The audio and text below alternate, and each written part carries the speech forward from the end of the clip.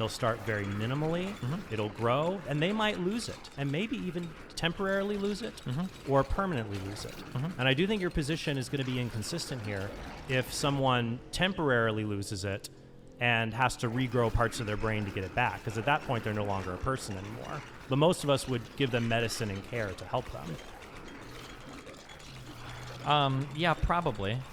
But then Here's a question. Let's look at that analogy from another angle, because I don't think that analogy is doing as much work as you want it to be. Let's say that there's a person who gets their head chopped off, but we can keep their body alive.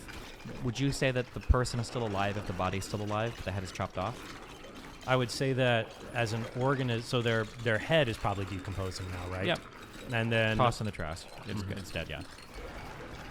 Yeah, I would say that them as an organism, they have died, or we are keeping the organism alive through artificial life support, like a heart-lung machine. When you say the organism, so my head, Steven's head gets cut off, but my body is you're still dead. there. Yeah. Okay, you're dead.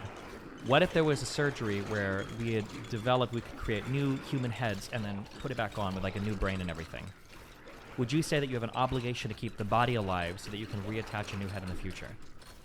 The obligation to keep a headless trunk alive to put a Because to put a that's head the on it? equivalent to you talking about the child being born without the brain, but you can give it a drug to I grow would back say the that brain in the if you future. cut off somebody's head and you have their trunk there, the organism may be alive. I would say the organism probably isn't alive. You're keeping all of the organs alive.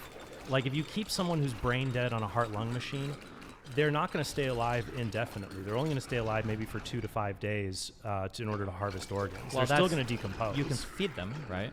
No, not if somebody As is long as brain the dead. brain stem isn't true, but persistent vegetative state can be fed with a tube indefinitely. That's right? different. Someone with a persistent vegetative state is a disabled human being. So they are. There's brain they have- stem activity. Yeah, there's brainstem activity. They're wakeful. They can digest food. They can, Well, I don't believe so. I think Yeah.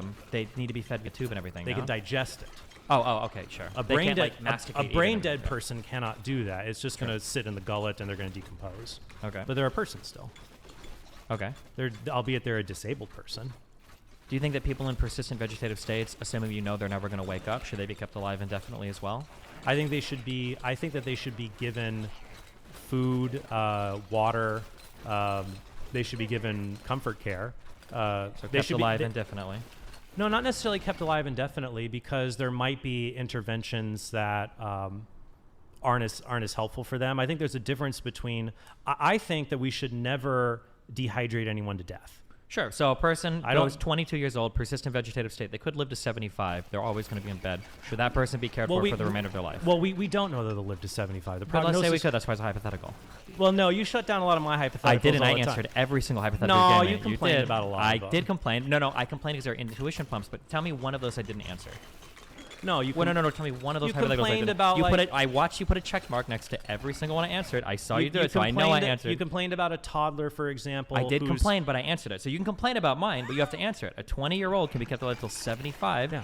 Do we have a moral obligation to keep feeding them for 55 years in a hospital bed? Yeah, I And think- you can complain about it, but you should answer the question. There's 2 ways that I could respond to this. Okay. 1 would be my view, and 2 would be another pro-life view. Well, I want to know your view. 'Cause I'm talking to you. Well, someone could defend a position, might say, you know what? I don't care about someone. I want Trent's answer. No, because I want people to be pro-life, even if they don't agree with everything I believe. Okay, but I'm asking you right now. That's fine. Okay, I think we should never. I think we should not starve somebody to death.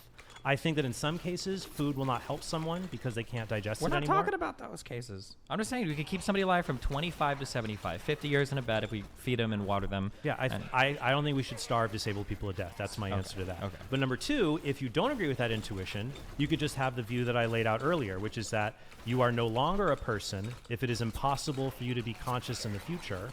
So that means you are a person whenever it is possible for you to be conscious in the future. And that would apply for nearly all unborn human beings from fertilization onward. So even if someone didn't agree with me about PVS, they could still agree with you about withholding care for PVS. But it's different because there's a difference between someone who will never again be conscious and someone who will be conscious at some point. There's a difference there. True. But I mean, like a sperm, given the right conditions, like being in an environment with an egg, will also at some point exhibit consciousness. The same way that a single-cell organism connected to a mother, because a single-cell organism will never develop on its own. A sperm never becomes conscious. In order for Neither does a single-cell thing. It has to be connected to a mom. On its own, never does. The organism that was once one cell does become conscious because there's continuity there. The sperm and egg. There's no continuity between a sperm and a zygote? Were you ever once a newborn? Yeah? Well, how could let me ask you this: like, if you took a car and replaced 90% of its parts, or added 90% new parts, is it the same car? Or no, it's a Ship of Theseus question. I'm not sure. Right, but you might have 90% new parts from being a newborn. But you're still the same newborn. You're still that same person.